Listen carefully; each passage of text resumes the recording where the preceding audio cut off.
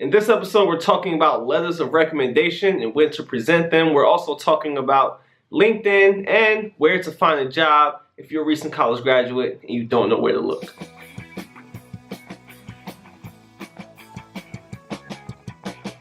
Hey, what's up? How's it going, everybody? Welcome to episode number 9 of So What, where we answer your job interview, resume, and career-related questions, specifically for my college students, recent graduates, and entry-level job candidates out there. I want to thank you guys ahead of time for submitting your questions. And remember, if you want a question answered here in the show, be sure to use the hashtag SOHWHAT. So that's hashtag SOHWHAT.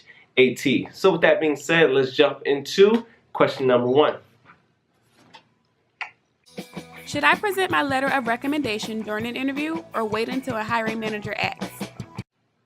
Okay, this is a great question. Oddly enough, I've never had an employer ask me for any letters of recommendation. The only time I did present any sort of letters of recommendation was when it was a part of the application.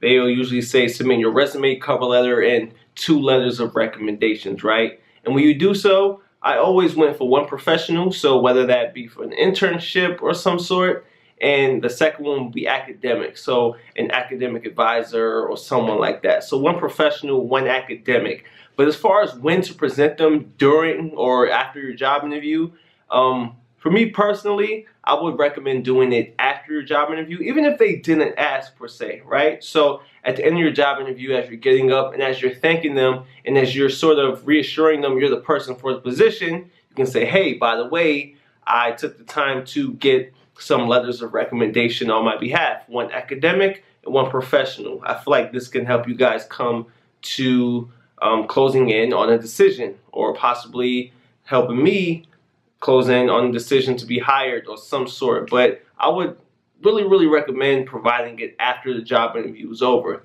Now, you don't want to do it during, because you don't want to take away from the dialogue that's sort of going on while you're interviewing. You don't want to take away from that. So I won't present it during, but I will present it after, even if they don't ask, because most employers don't ask. They may forget, or it may not be a big deal, but you still want to show them like, hey, I took the time to do the work. I took the time to go out and get these professional references, because most people, they're probably not turning in any references or any letters of recommendations whatsoever. So I would definitely go about it like that. If you have some prepared, or if you don't have it, make sure you get those prepared. One professional, one academic, and present it after your job interview. Or you can wait till they ask. As I mentioned, I haven't been on an interview in which I presented them. The only time I ever presented them was during the application process. They actually presented them, but other than that, I don't think it really holds that much weight, but it always helps to go above and beyond. So that's the way I recommend doing it. So let's hit the next question. If a millennial college graduate hasn't had a job just yet, where should they look? Okay, amazing question. Now, so you haven't graduated yet. Let's say you got a few months before you graduate and you don't know where to start looking in regards to applying for jobs. So you got 6 months left till you graduate. Here's what I recommend.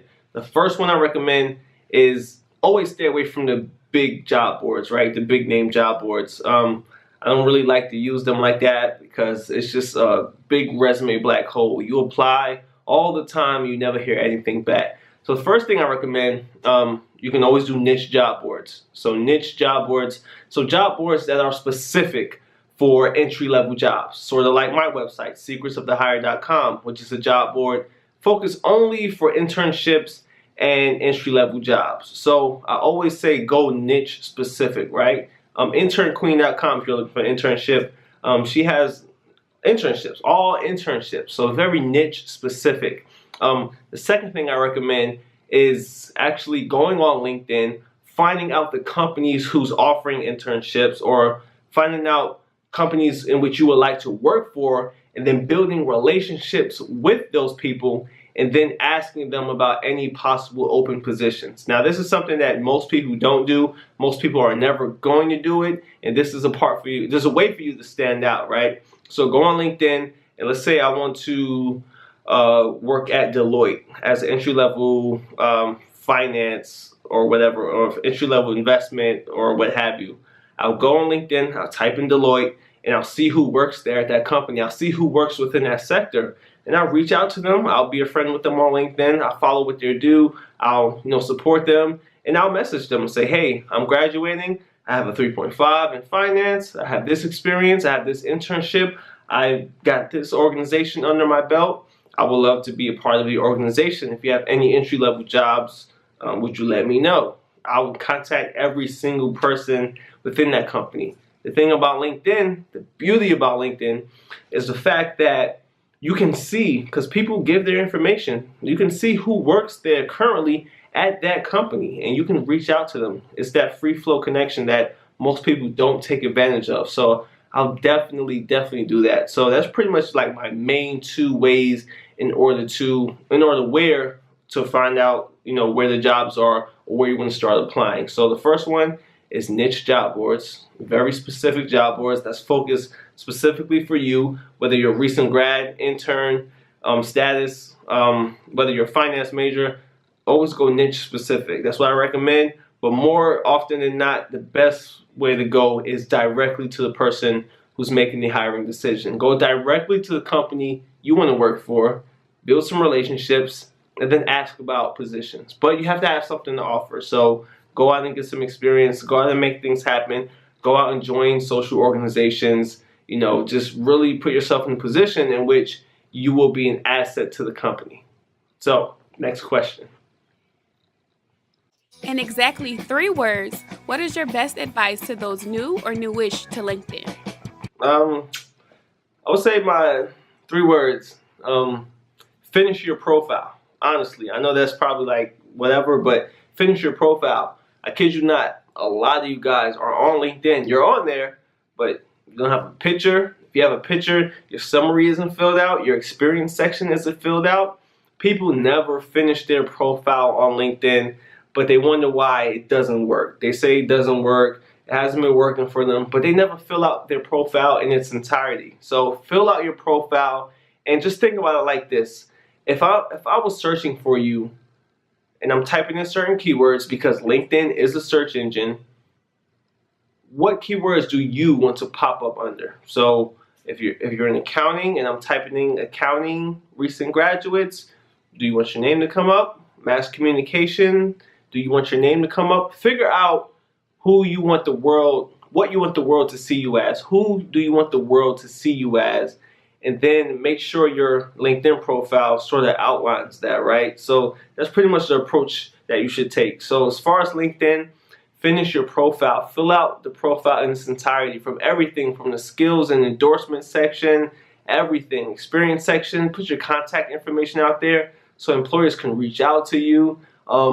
Recruiters are heavy on LinkedIn. They recruit heavily on LinkedIn, and they're looking for people just like you, but you have to give them something in return, right? They're not going to reach out to you if your profile's not filled out. They're not going to reach out to you if you don't have a picture. So finish your profile. Finish it. Make sure it's filled out in its entirety. And just look at different examples of people who have a LinkedIn profile that's filled out, that has those 500 plus connections, that's really engaging, that's really using the features such as video, LinkedIn publishing, and the whole nine, who's really taking advantage of the platform, because that's what most people aren't doing. So you have to do what others aren't if you want to succeed. I kid you not, worked for me all the time. I'm willing to go above and beyond and do what others are not doing in order to see those results that others are not seeing.